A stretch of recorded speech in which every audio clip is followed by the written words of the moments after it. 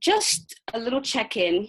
When I do sessions about mental health, just bear in mind that whatever we say here stays here.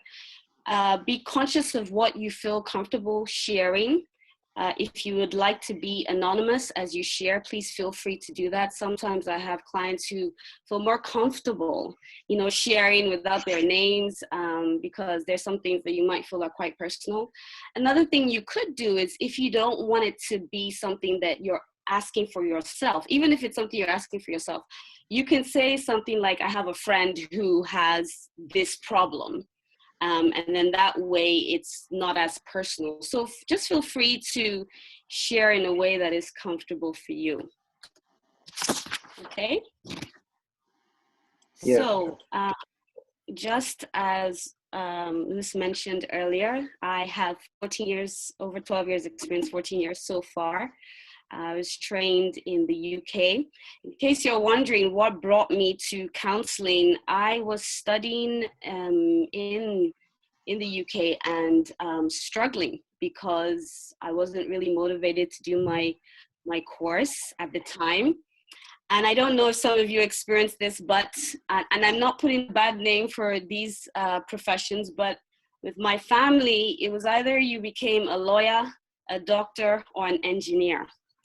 And so my uncle was a doctor, my dad was a lawyer. So there was a lot of expectation for me to follow suit. However, my personality was completely different. So whilst I was in uni, I was studying computer science at the time. And I went to see a counselor because I wasn't doing very well in my course. And I was so amazed at how much she understood me, how much she was able to show empathy. And it wasn't even so much about solutions. It was just that somebody understood my dilemma. And it was from there that I decided, this is my calling. This is what I want to do with myself. And then I went on to study counseling in the University of Surrey. So I've worked in many different countries with many different cultures, and I'm very well versed with, particularly I enjoy working with managing stress and anxiety. So let's move on. I'm going to just close my video panel so that it's not distracting. So this is my family. I have a 12-year-old daughter and a 9-year-old son. My husband is British. However, we often joke that he is actually the African in the family because he enjoys eating more African food than I do. And he is also a counselor. So if there are people who are interested in having someone who is male, to support, he's also available for that kind of support. We've been in Beijing for 6 years, and I've worked in very different settings. I've worked in a school where I've provided counseling for students, and also in different organizations, just talking about mental health and well-being.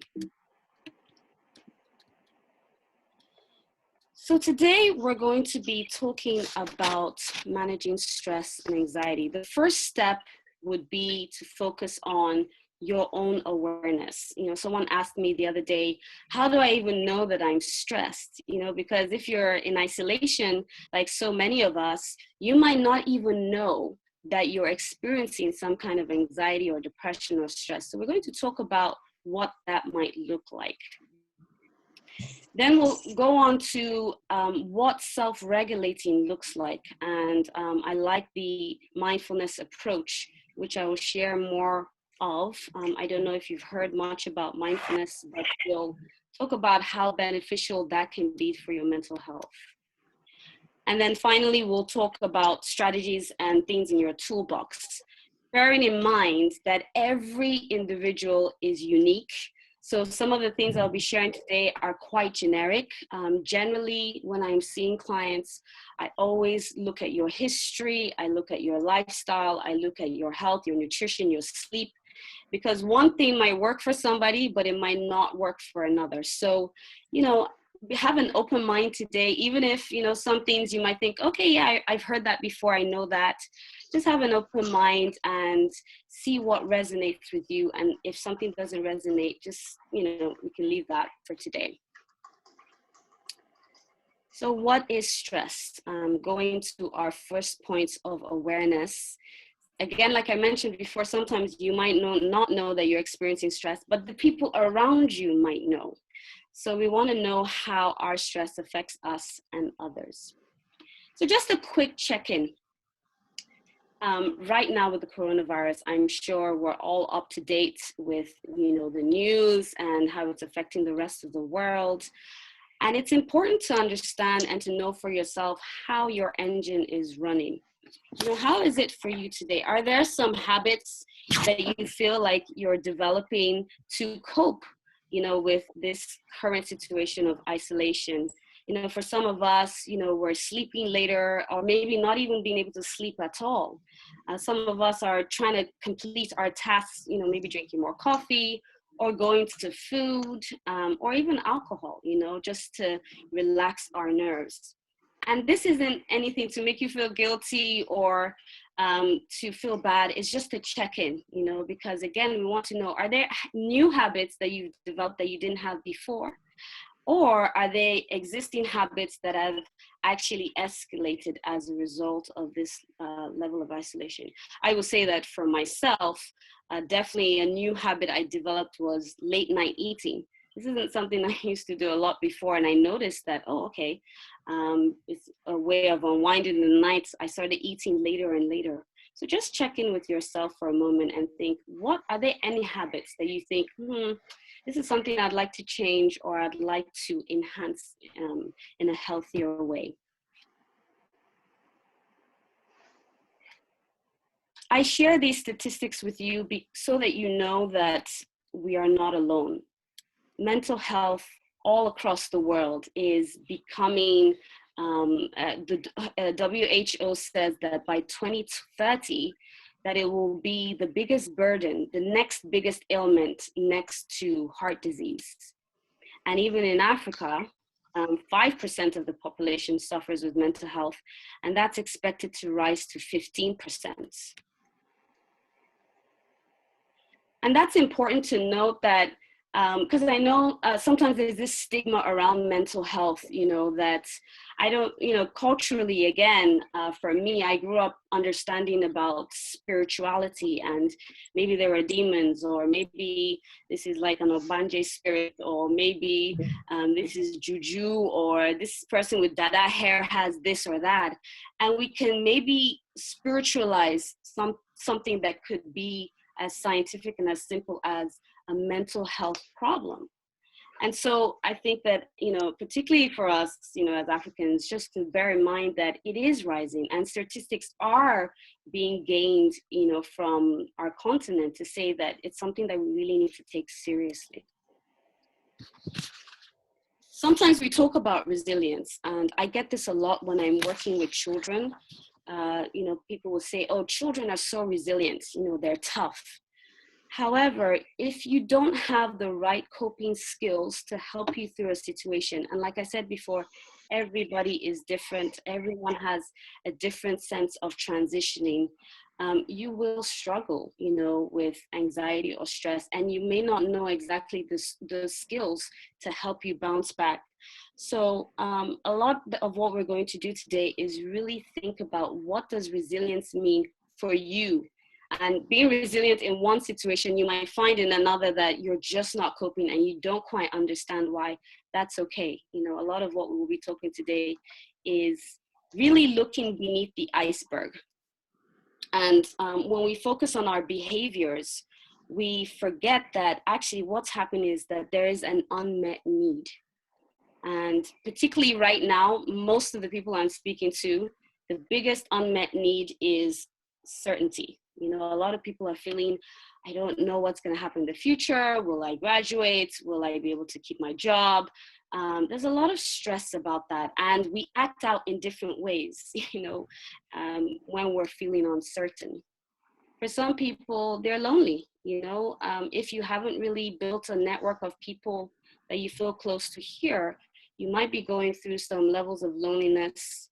Some people, it's their creativity. Connection and love is a big one. most of us might find it difficult to even share our weaknesses at this point or vulnerabilities because we're trying to save face.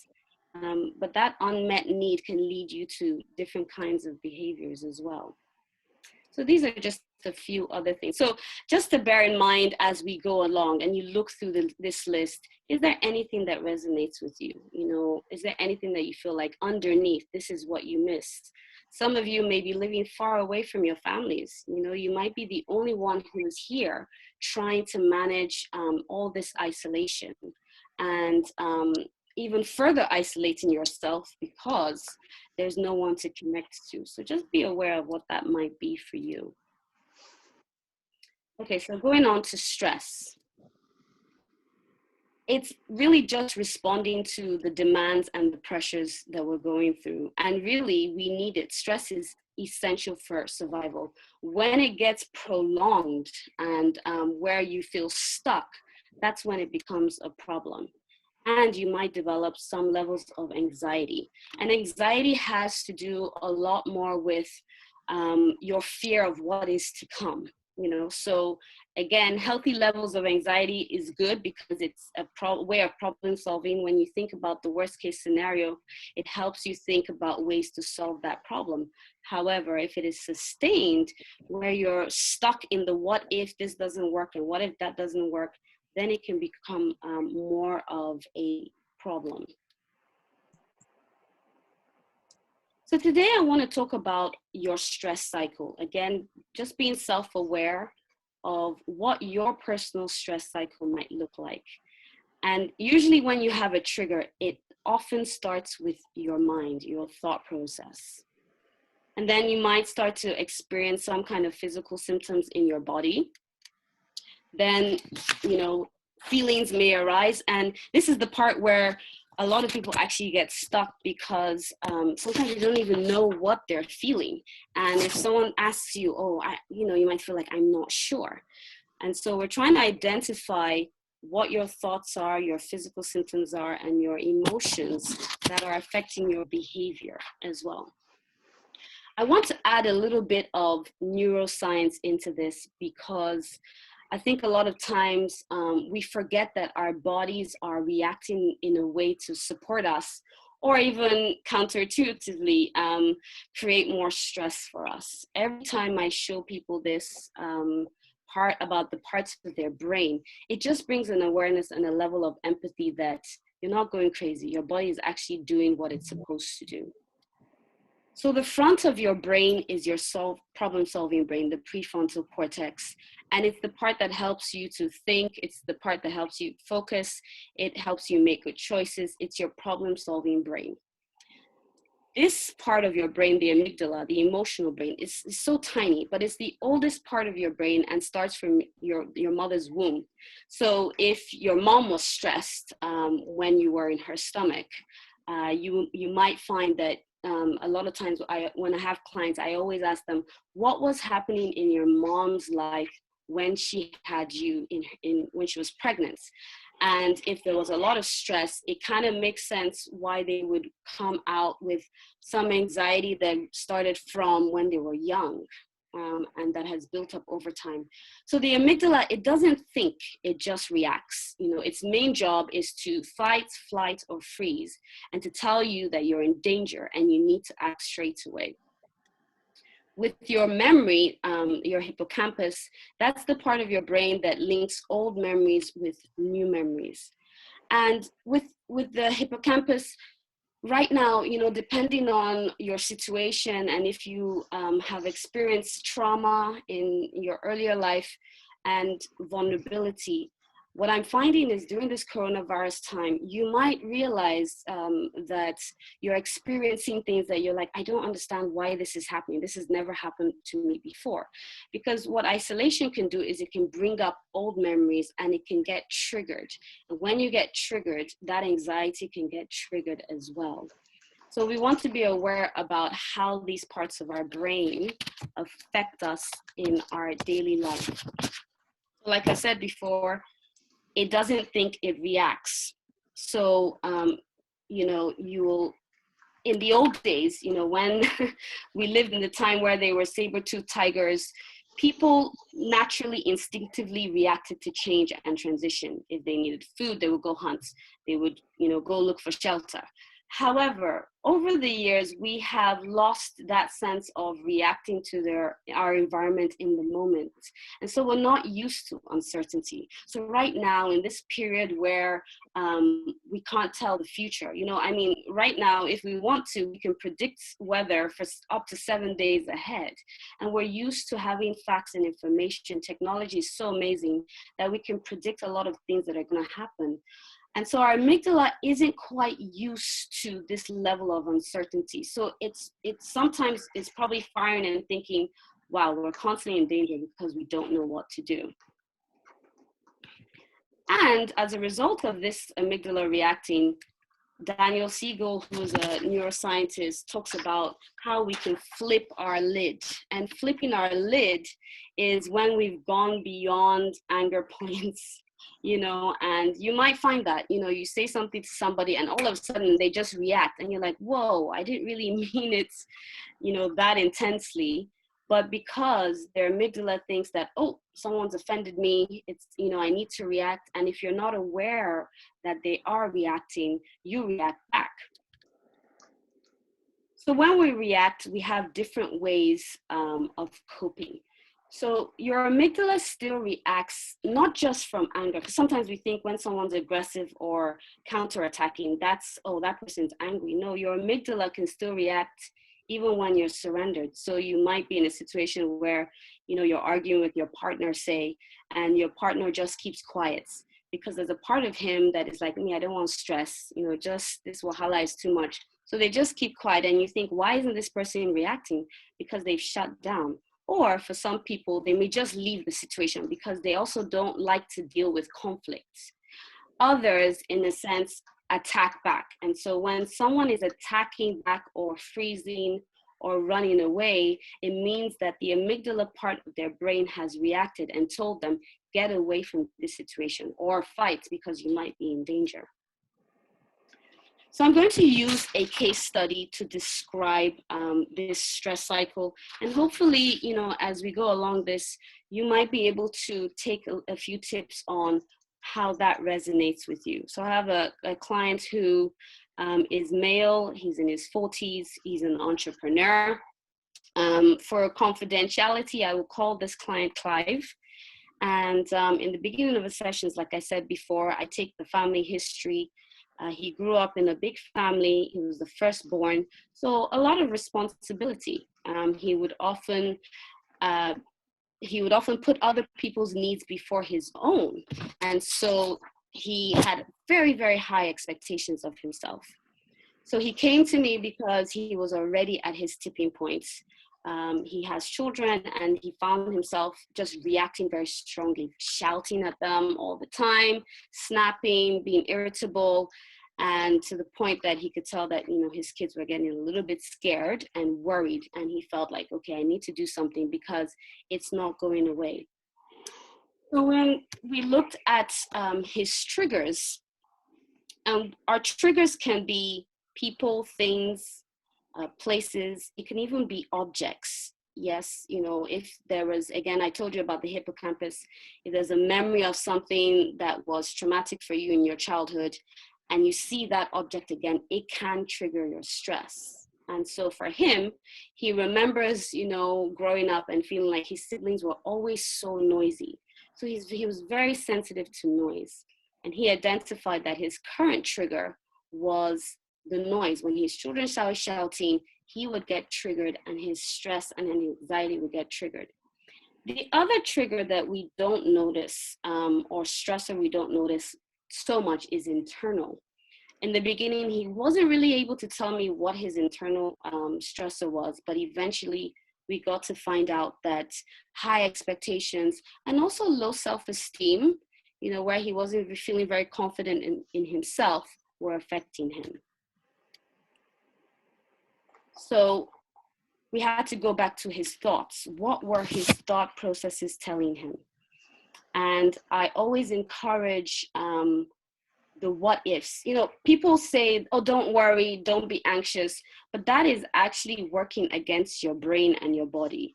Your mind, your amygdala is designed to worry. It's designed to be triggered. So when you say don't worry, it's thinking, oh my gosh, like, how am I going to deal with this situation if you're not even going to acknowledge it? So I always encourage, let's have some worry time. Tell me what your mind is telling you. And so he was telling me his worries just about how he was feeling like, what if I fail? What if my business doesn't succeed? What if I can't feed my family? What if I go bankrupt? All things which are really scary in these times because, you know, the stock markets have changed and, you know, people are losing jobs. It's quite an unstable time. So these worries were very valid. You know, it wasn't something that he was just making up. They were practical things that he was seeing happening. And so as we looked at his triggers, I encouraged him to acknowledge them and to just speak them as they were. Then we went on to his physical symptoms. Your body is always trying to tell you something, you know, with the way it works. Our mind, soul, and body are so interconnected. Sometimes we're not even aware of symptoms that are happening in our bodies. Like if you work on a laptop a lot, you will notice after a few hours or even by the end of the day, you might have shoulder pain and think, oh gosh, I didn't even notice how that got worse. When you're able to acknowledge the physical symptoms, it's almost like a cue, like a sign that something isn't quite right. So I asked him, you know, so what physical symptoms are you experiencing? And he said, okay, I was feeling some shoulder pain, but he said he couldn't really identify anything else. And then I said, is there anything new that has come up? And you might notice that. You might notice that, oh, all of a sudden, oh, maybe I'm having more headaches, or I'm even grinding my teeth, or I've lost my appetite, or I get cold easily. If you notice new symptoms that are happening in your body, just notice it and think, is my body trying, and ask your body, you know, are you trying to tell me something about what's going on? He mentioned that at his forehead, the skin on his forehead became really painful. So every time he went to bed, he found that his forehead would really ache. And that was a new symptom showing him part of his stress. So going back to looking underneath the iceberg,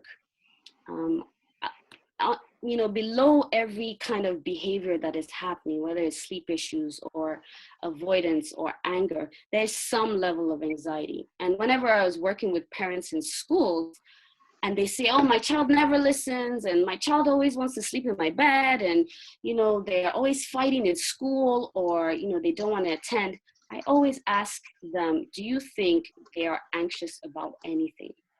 Because if they're anxious about something, then yes, they will react. The amygdala will react, you know, in a way to show that something isn't quite right underneath.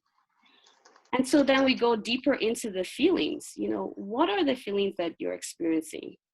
And it's important to note at this point also that people can't make you feel anything. Because, you know, sometimes I'll hear, oh, you've made me feel so mad and so angry. No, actually, you triggered me.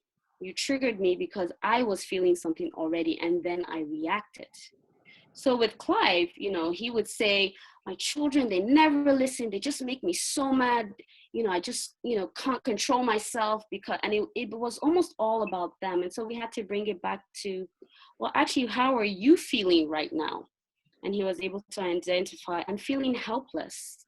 I'm feeling trapped. I'm feeling uncertain, you know, fearful, you know, because I don't know what to do about my future. And all these people are looking up to me. And you might have that, you know, some of us, you know, we support our families back home as well. Or, you know, we're trying to achieve, you know, our certificates or graduation, you know, and it can be difficult when you feel a level of pressure or responsibility. But noting what those feelings are so crucial. And so when he was able to identify it, we could go a little bit deeper. Okay, so you're feeling helpless. Have you ever felt like that before? And he could talk to me about different times in his life where he felt that and what the resulting behavior was that he exhibited. So signs of anxiety and stress. Please have a look at this and just see if you notice any of these symptoms. If you suddenly feel panicked from nowhere, that's a sign that there's some level of anxiety. For some people, nervousness includes biting your nails or peeling around your nails or just any kind of intense sort of reaction. Are there any physical symptoms? Prolonged headaches, muscle aches, tension in your back, that's always one. Diarrhea is quite important because it's your body's way of saying that something isn't quite functioning, it's not flowing in your body. Behaviorally, these are the ones, again, it's not to say that if you have one situation where, you don't sleep well at night, that's fine. But if it's prolonged and it's continued, it's something to really bear in mind. So just have a look and think, am I experiencing any of these symptoms? Have I had any of these symptoms for maybe more than 2 weeks, a week, and it's not changing? If you say yes to any of these things, then it's important that you recognize that and monitor it. And we'll talk about ways to ease that up in a few of the slides coming. So for Clive, nervousness, and the way he would do that is he bites his nails. He bites his nails all the time when he's feeling nervous, and he does it very unconsciously as well. Muscle aches and tension, he would feel it on his shoulders a lot, and again on his forehead. And his main behavioral symptom was irritability and anger. And irritability, he couldn't sit still in the house. And it's not like there's a lot of places to go to, particularly. So it would trigger his anger a lot. So as we looked through his symptoms, we went further to find out what are those unmet needs.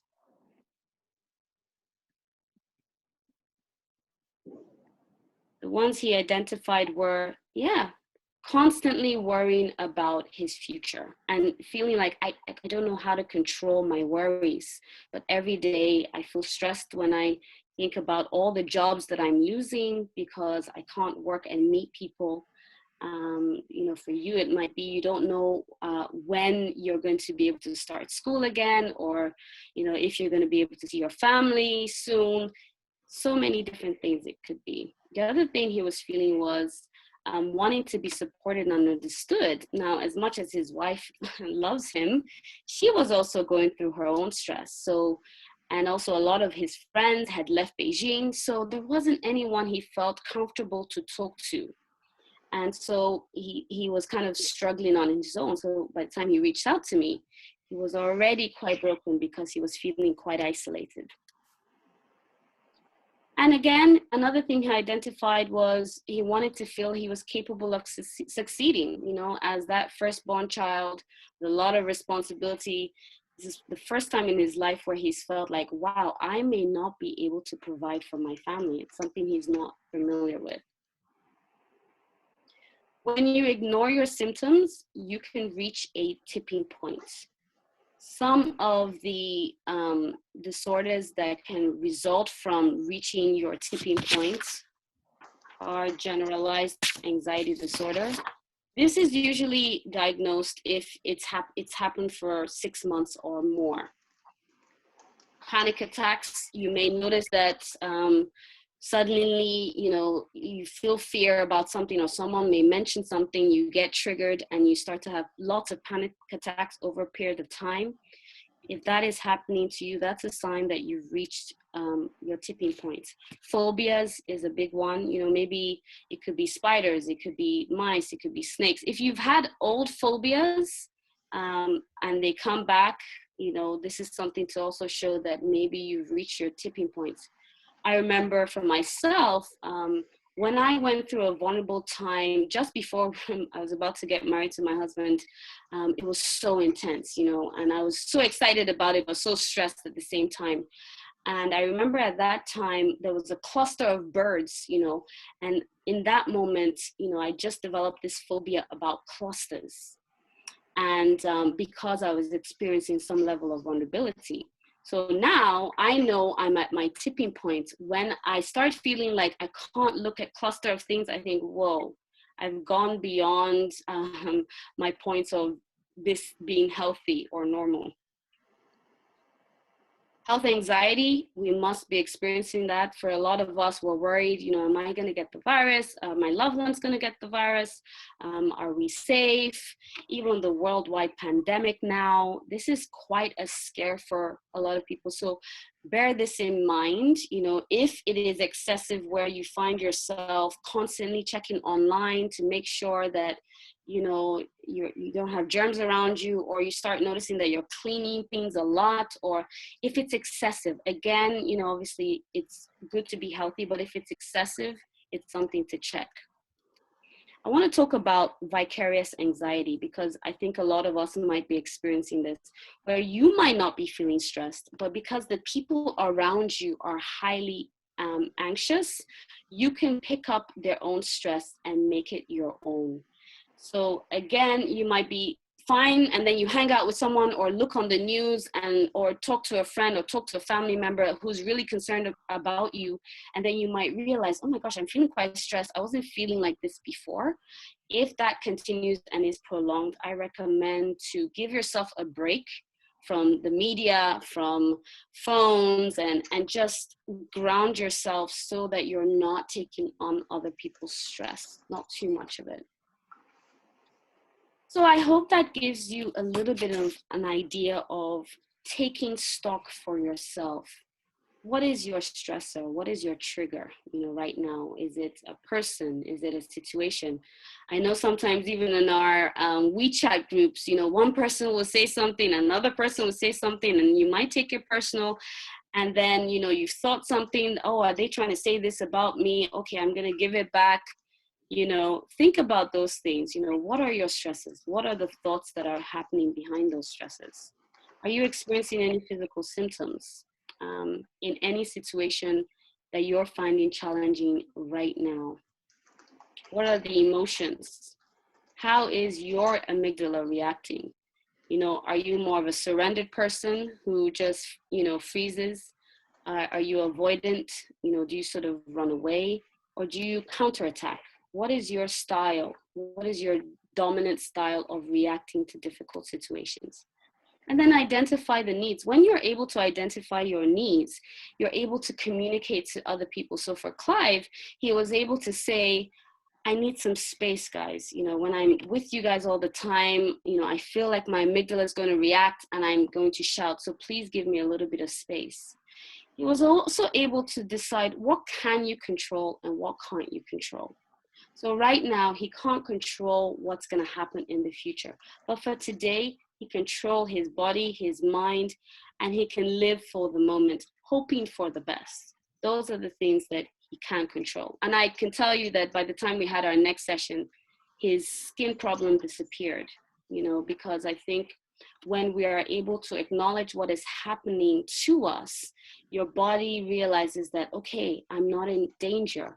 Just relax. I can actually relax because I'm not fully in danger. When we don't acknowledge it, then it's constantly on overdrive. So just think for yourself. I think there's I gave a question, a PDF at the end that you can use to self-analyze. Right.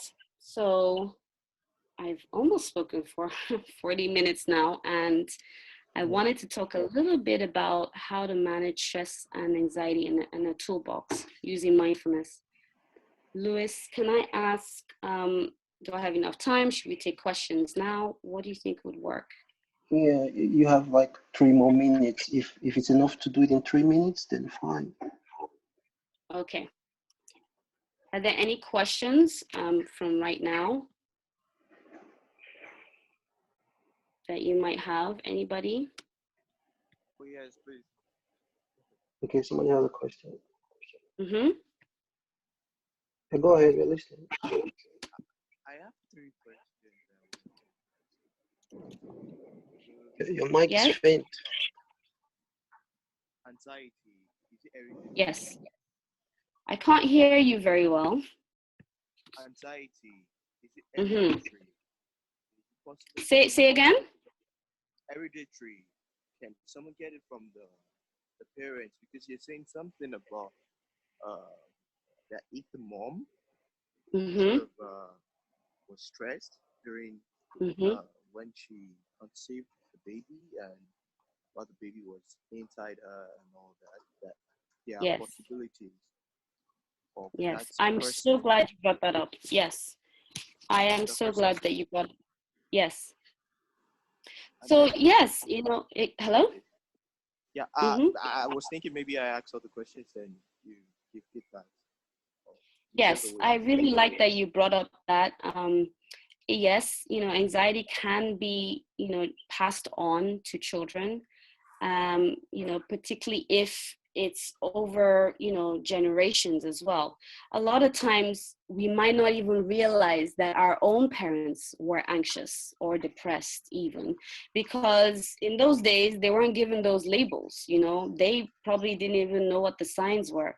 But you might have had a parent who switched moods so many times, like 1 minute they're happy, next minute they're sad, next minute they're angry, and you're like, whoa, like how is it possible that you can switch so many moods?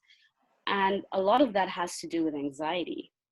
Or if you have a parent who, this is one that is hidden quite a lot, who when they drink a lot, it is also to manage anxiety and depression, which I was going to talk more about, um, the little time that we have. But yes, it is possible to have it passed down, and it's important to be aware. Even just think back about your parents and see, did they have any signs of, anxiety or stress that was prolonged that could have affected you as well?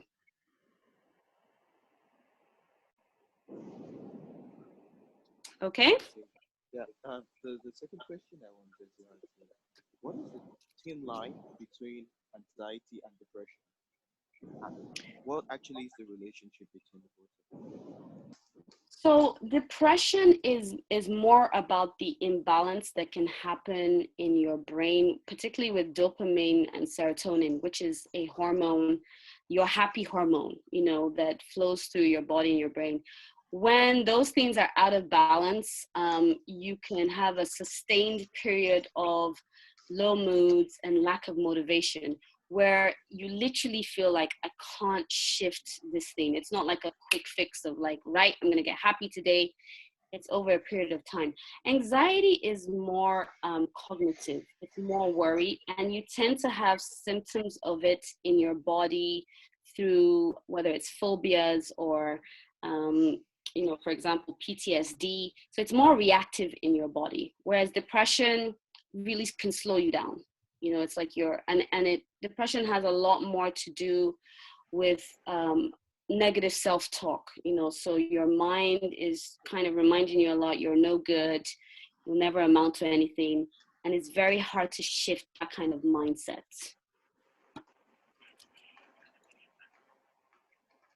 Does that make The sense? last question, yes, I Mm-hmm. totally understand. The last question is, you actually gave some examples based on physical uh, physical symptoms, Yes. behavioral symptoms, and one other symptom. Like, yeah, Mm-hmm. if I am experiencing more than one Mm-hmm. of these symptoms, does that automatically mean that I have issues with anxiety? And also, Mm-hmm. it's anxiety actually harmful to the body, or it's okay to have a certain level Mm. Yes. of anxiety? Is it Mm. okay, or Yes, it wouldn't matter absolutely. for my health? No, anxiety is part of the functioning of your brain. It only becomes a problem when you get stuck in it. So, for example, if, say you have a phobia about something, and as you see that thing, you develop a panic attack and you constantly have panic attacks. Or if you're not able to sleep, if you have days on end where you have insomnia, all these things are rooted in anxiety. So, but there's a healthy level of anxiety that you need to problem solve and to prepare you for situations and to protect you, which is normal. again, it's over a prolonged period of time. If you feel stuck, if you feel like, it could even be for some people when they experience social anxiety, they're scared to go out. Some people just get scared of interacting with people. They don't want to see anybody. They just want to stay at home.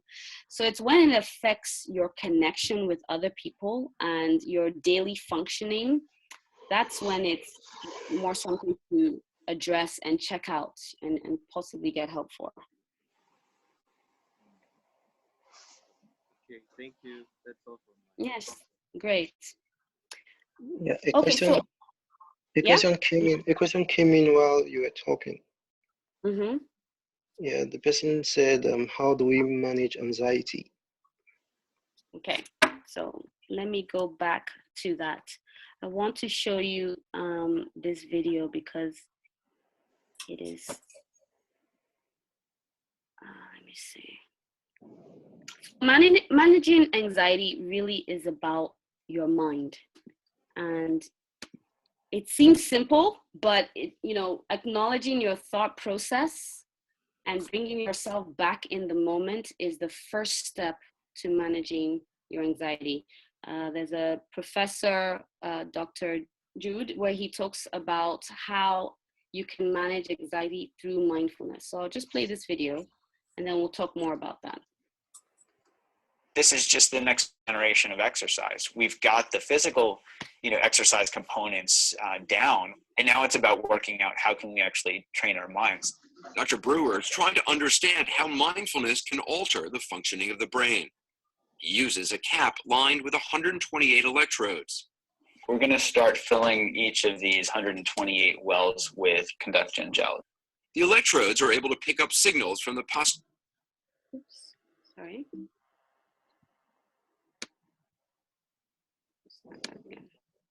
This is just the physical, exercise components down, and now it's about working out how can we actually train our minds. Dr. Brewer is trying to understand how mindfulness can alter the functioning of the brain.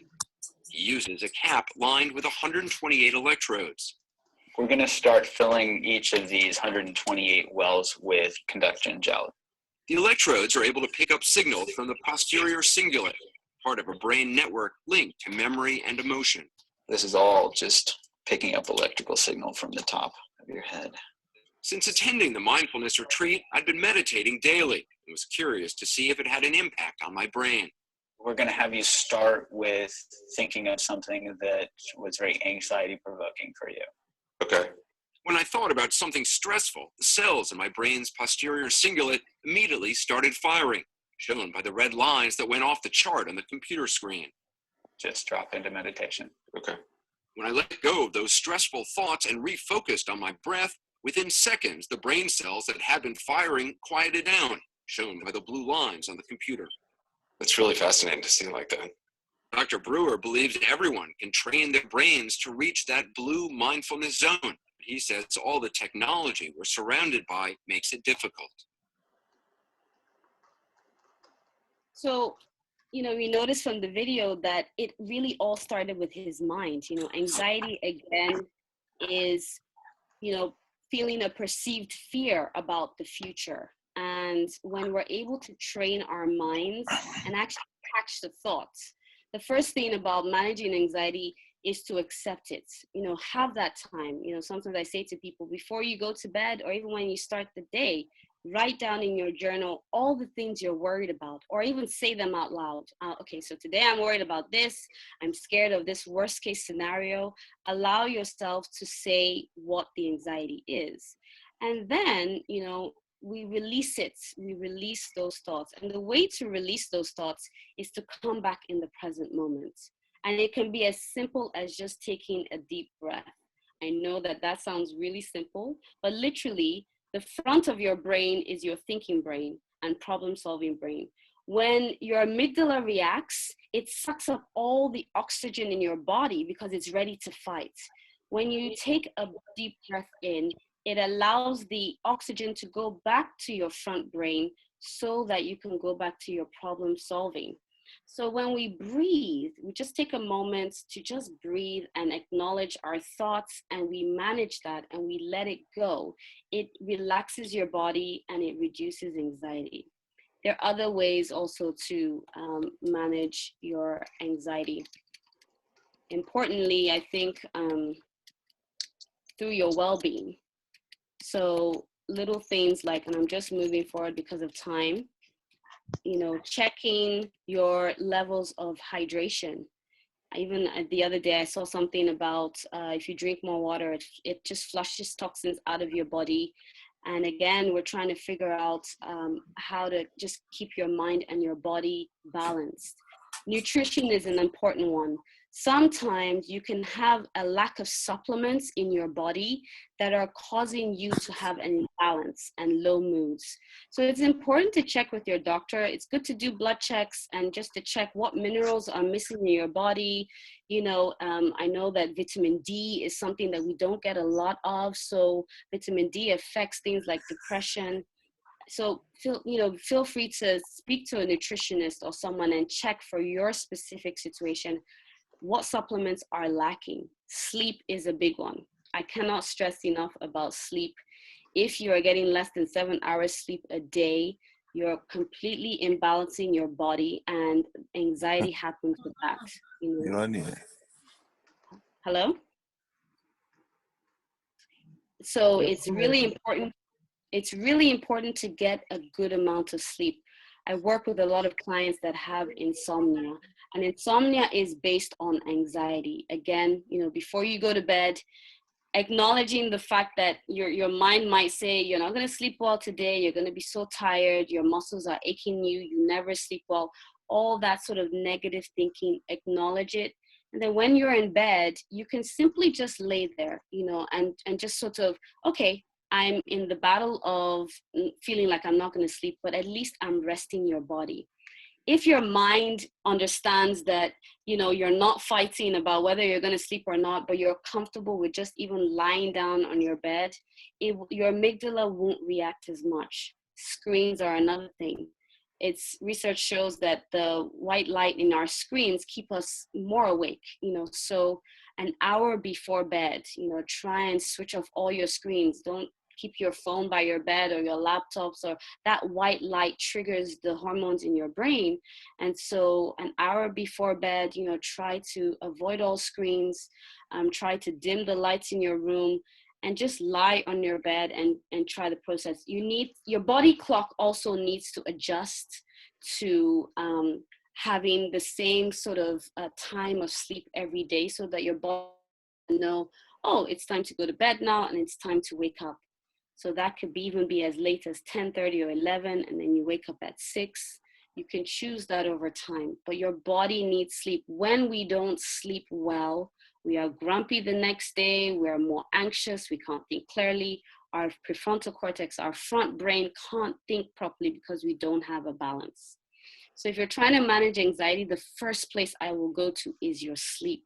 If you can manage really having good sleep alongside some of these other things, it really helps. Obviously, exercise and connection is also key. I want to demystify counseling because I feel like people think that, you know, you have to be crazy, you know, or something to go to speak to a counselor. Counseling is just that space where you find out about what your needs are. Someone listens to you, they understand. Some of these things are really hard to discover on our own, you know, so having someone who is professional and trained and can help you identify when you reach your tipping point, what specific holistic strategies work for you in particularly, not the other person that you might be comparing yourself to, but for you particularly. That's what counseling does. It really supports. It's not just like, you know, I often say by the time you get to counseling, you're probably already dehydrated. You know, by the time we're thirsty, we're already dehydrated. You know, so by the time you reach your tipping points, you might already be emotionally dehydrated. So it's healthy to just have a space where you can talk about what you need to talk about in a confidential manner, and just find out how to connect your mind, body, and soul together. So again, you know, answering that question about anxiety, it does start with your thought patterns, how to manage that, how to come back in the present moment, and also manage your sleep, your nutrition, your exercise, your connection with others. all support that. Okay, I have Yeah, talked for quite a thank you bit. thank you very much. We have more questions coming in. There's this interesting one that says, um, is constant jerking while sleeping, is it a sign of anxiety? Like, you know, the hypnic jerks, when you jerk while sleeping. Yeah, you're trying to find out if it's a sign of anxiety. Yeah.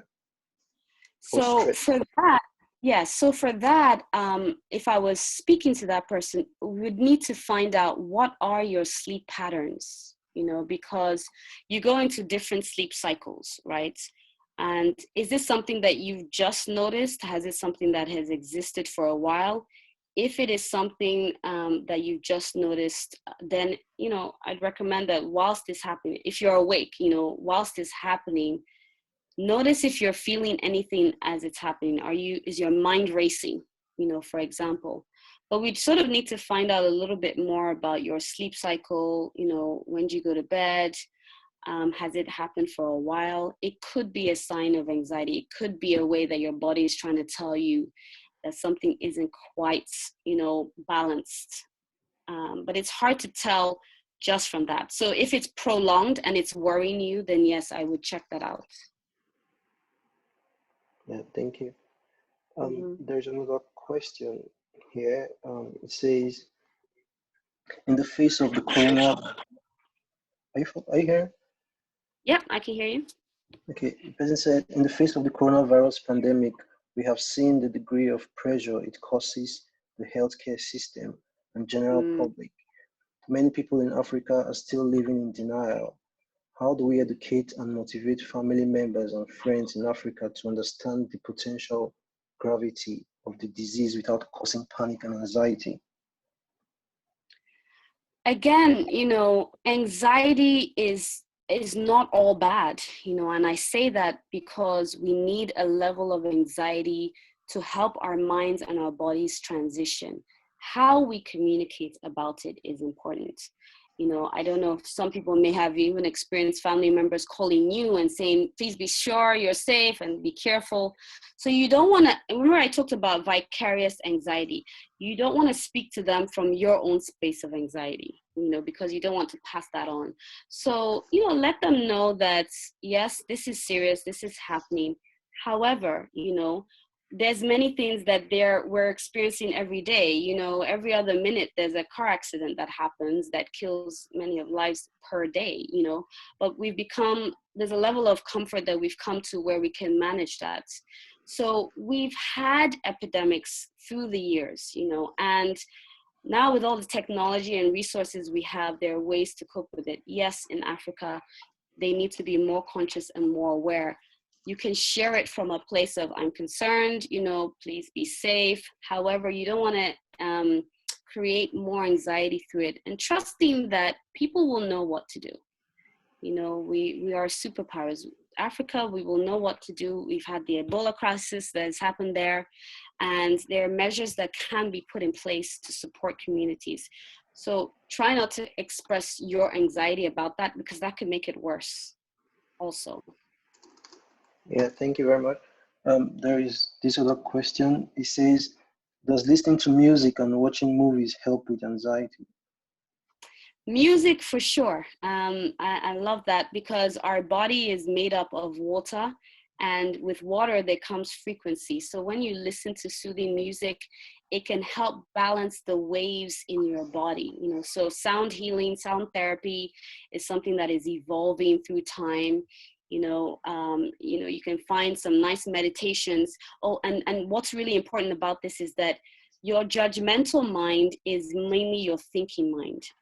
Your subconscious mind is open to suggestions. So when you're listening to even things like affirmations or things that lift you up, podcasts, they affect your subconscious mind. And even if you don't believe it, they still have an effect. So it's more about deciding during this period, what do you want to affect your subconscious mind? If music is gonna help you reach a place where it's more therapeutic and you can ground yourself, yes. Watching TV can do that too, but if there's too much anxiety or in a time when you feel vulnerable, if you're watching too many intense movies like thrillers and action movies, your brain doesn't know the difference between what's real or imagined. So if you're watching a movie and you notice your heart is racing, it's because your amygdala is reacting and saying, oh, danger, it's time to react. So it's probably a time where if you're feeling too vulnerable, you don't want to watch too many intense things during this period. So yes, those things affect you. Yeah, those things affect you. So yeah. Okay. Yeah, thank you very much. One last question before we go. Though you had touched this before, you had said something about it, but I'd like you to further buttress on it so that the person can get it well. The person said, can anxiety be passed down? Like, is it hereditary? Like, can you pass it to your children? And if yes, how can you avoid it? How can you avoid passing it down to your children? Yeah, that's if it's hereditary. How can you avoid it? Right. So again, if you experience anxiety, the way that you learn how to cope and manage it affects the people around you. So if you're able to learn to be mindful or listen to music or ground yourself in your own way, you can teach those tools to your children. So I've struggled with anxiety, I've struggled with depression, and I know where it comes from, in the generations before me. However, when I came into this practice of even simply thinking about what you think about, being vulnerable, being honest, I tell my children, when I'm feeling anxious, I'm feeling anxious now, or I'm feeling angry, I'm about to flip my lid. And in front of them, I take a deep breath, hold it, and I breathe out. So what I'm teaching them is when you get anxious, you can also learn how to manage your anxiety. I'm also faith-based, so I believe in feeding my spirit with my higher source of love, and I teach that to my kids as well.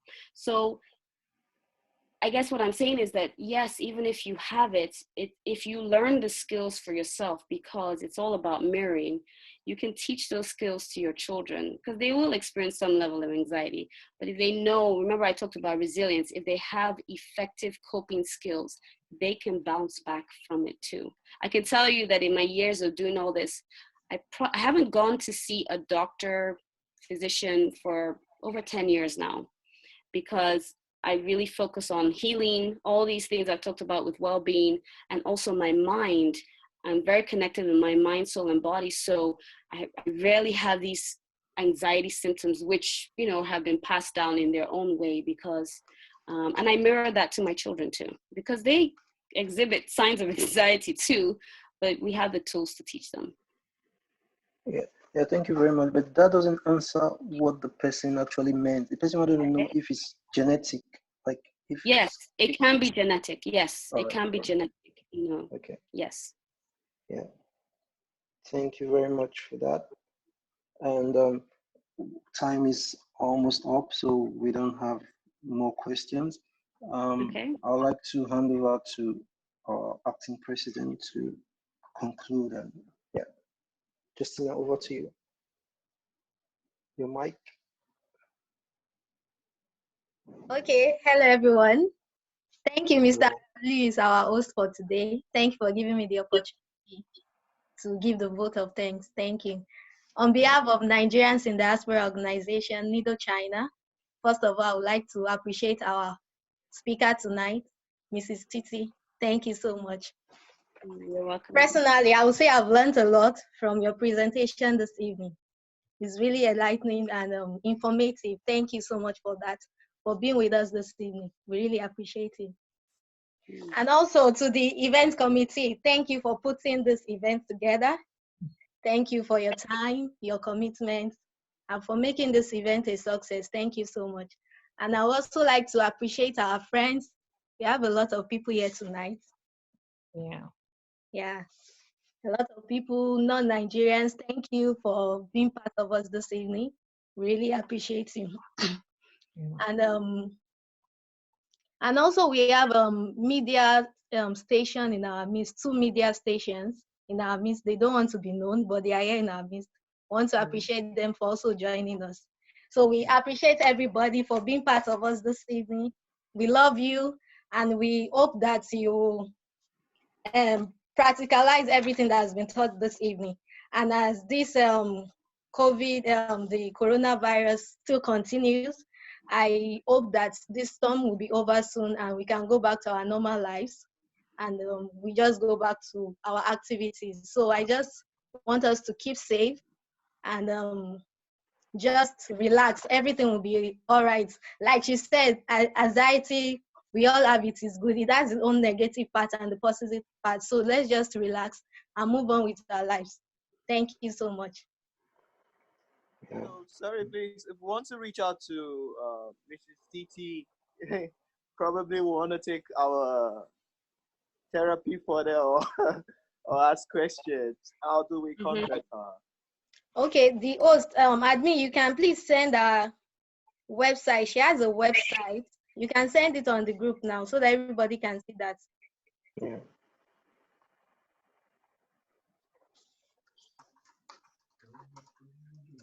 Yeah, we'll try to pass it around. We'll put it on the groups and on the website. We have a website. You can check it on our website also. Yeah, also our Instagram handle too. Yes, yes. Yeah, all right, guys. Thank you for your time. Zai-Jane. Thank you so much. Yeah. Have a lovely night. All right. Thank you. Bye. Bye. Okay, thank you all. Thank you.